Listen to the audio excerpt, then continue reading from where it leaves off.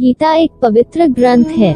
महाभारत युद्ध के दौरान भगवान श्री कृष्ण ने अर्जुन को श्रीमद् भगवद गीता का ज्ञान प्रदान किया था। इस ग्रंथ में भगवान श्री कृष्ण के एक एक शब्द मूल्यवान है। गीता के उपदेश को आप अपनी जीवन में पालन करके जीवन को शांतिपूर्ण तरीके से बिता सकते हैं और किसी भी मुश्किल से आसानी से निकल सकते हैं। कोई भी इंसान जन्म से नहीं बल्कि अपने कर्म से महान बनता है। अच्छी नीयत से किया गया काम कभी व्यर्थ नहीं जाता और उसका फल आपको जरूर मिलता है। बुराई बड़ी हो या छोटी हमेशा विनाश का कारण बनती है, क्योंकि नाव में छेद छोटा हो या बड़ा नाव को डुबा ही देता है। जो होने वाला है वो होकर ही रहता है और जो नहीं होने वाला वह कभी नहीं होता। ऐसा निश्चय जिनकी बुद्धि में होता है उन्हें चिंता कभी नहीं सताती है। गलतियां ढूंढना गलत नहीं है, बस शुरुआत खुद से होनी चाहिए। निर्णय लेते समय ना ज्यादा खुश हो ना ज्यादा दुखी हो, ये दोनों परिस्थितियां आपको सही निर्णय लेने नहीं देती। सत्य कभी दावा नहीं करता कि मैं सत्य हूँ, लेकिन झूठ हमेशा दावा करता है कि सिर्फ मैं ही सत्य हूँ। कर्म करो, फल की चिंता मत करो। गीता में कहा गया है, कोई भी अपने कर्म से भाग नहीं सकता। कर्म का फल तो भुगतना ही पड़ता है। अच्छे कर्म करने के बावजूद भी लोग केवल आपकी बुराइयां ही याद रखेंगे। इसलिए लोग क्या कहते हैं इस पर ध्यान मत दो, तुम अपना कर्म करते रहो।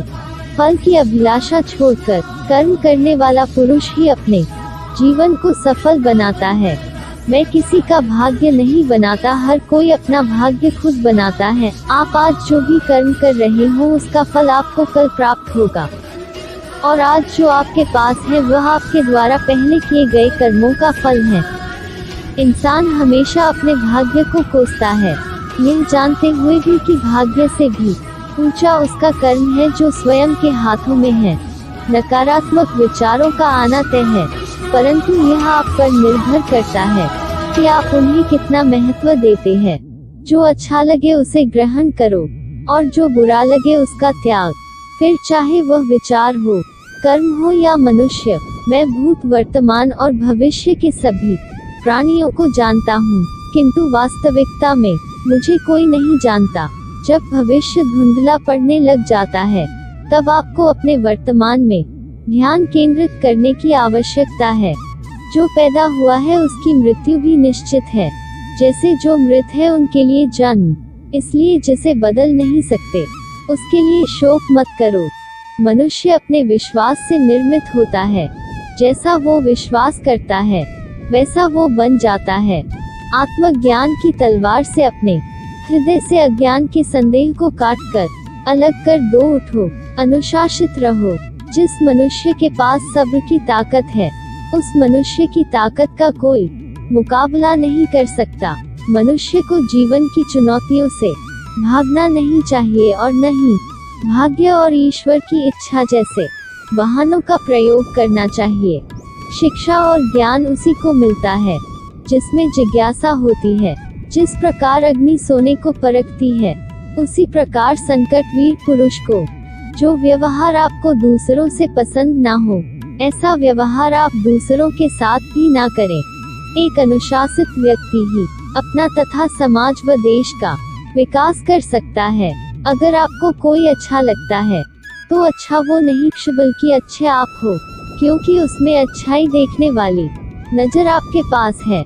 जो मुझे सर्वत्र देखता है और सब कुछ मुझ में देखता है, उसके लिए न तो मैं कभी अदृश्य होता हूँ और न वह मेरे लिए अदृश्य होता है।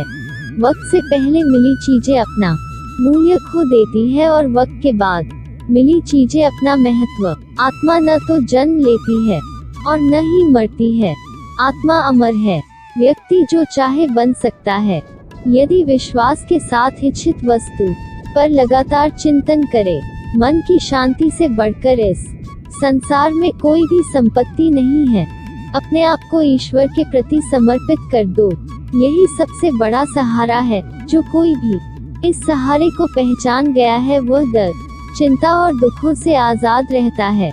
ज्यादा खुश होने पर और ज्यादा दुखी होने पर निर्णय नहीं लेना चाहिए। क्योंकि यह दोनों परिस्थितियां आपको सही निर्णय नहीं लेने देती हैं। जब इंसान अपने काम में आनंद खोज लेते हैं तब वे पूर्णता प्राप्त करते हैं।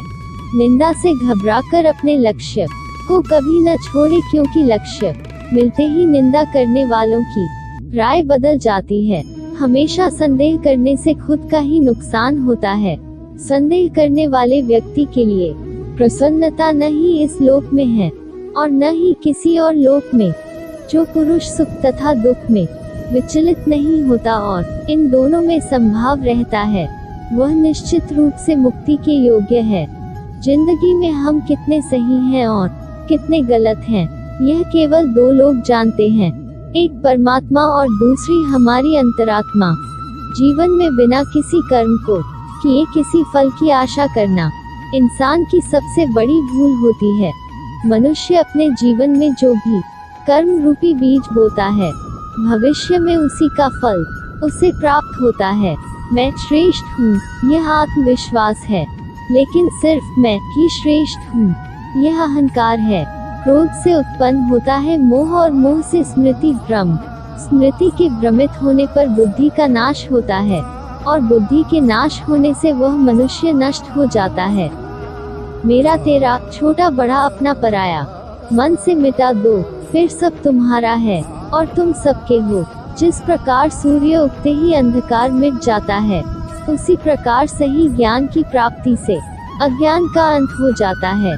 तुम इस धरती पर मेहमान हो, मालिक नहीं, इसलिए अहंकार छोड़ दो।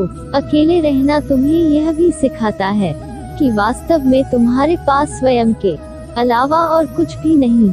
निराश न होना, कमजोर तेरा वक्त है तू नहीं।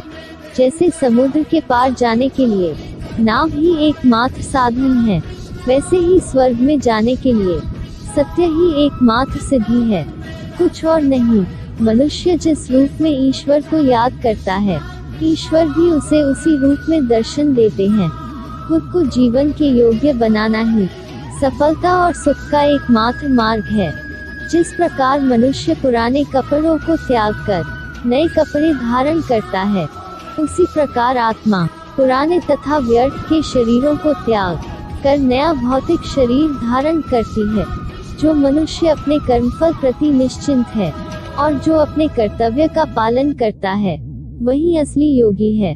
मनुष्य अपने विचारों से ऊंचाइयां में भी हो सकता है और खुद को गिरा भी सकता है, क्योंकि हर व्यक्ति खुद का मित्र भी होता है और शत्रु भी। न तो यह शरीर तुम्हारा है और न ही तुम इस शरीर के मालिक हो। यह शरीर 5 तत्वों से बना है, आग, जल, वायु, पृथ्वी और आकाश। एक दिन यह शरीर इन्हीं 5 तत्वों में विलीन हो जाएगा। वह व्यक्ति जो अपनी मृत्यु के समय मुझे याद करते हुए अपना शरीर त्यागता है, वह मेरे धाम को प्राप्त होता है और इसमें कोई संशय नहीं है। किसी का अच्छा ना कर सको तो बुरा भी मत करना। चुप रहने से बड़ा कोई जवाब नहीं और माफ कर देने से बड़ी कोई सजा नहीं। तो दोस्तों, यह थे हमारे आज के भगवत गीता के विचार। यह विचार आपको कैसे लगे कमेंट कर बताना और चैनल को सब्सक्राइब जरूर कर लेना। धन्यवाद।